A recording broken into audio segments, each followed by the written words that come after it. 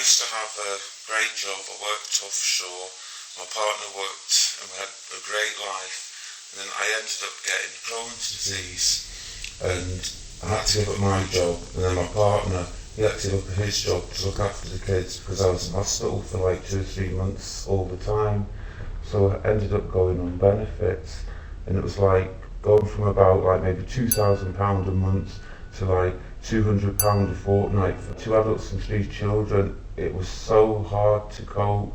So I just used to buy like a bag of potatoes, a turnip, a carrot. I used to make like just a pot of vegetable soup. Like that would do for 2 days for 5 years, and you could do that for like £2. So it was all like the freezer shop, your big bag of frozen chips for £1.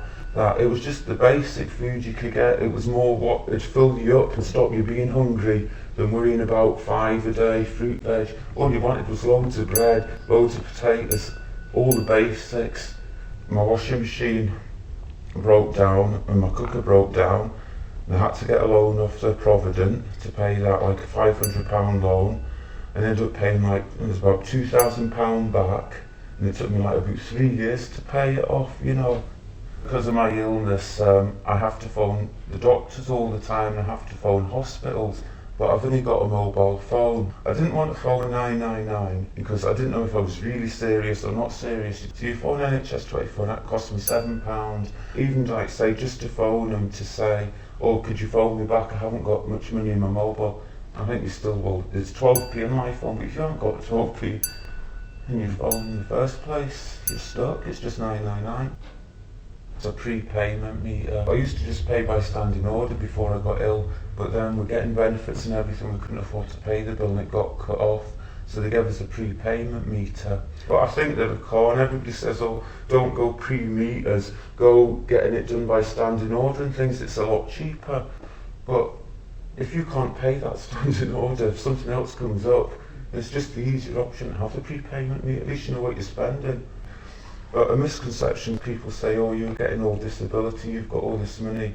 But like in my circumstances, I have to buy new bedding every month, underwear, clothes every month. You have to have your hot water on all the time, which is like your electric's maybe like £10 a day. Your washing machine on 3 times a day.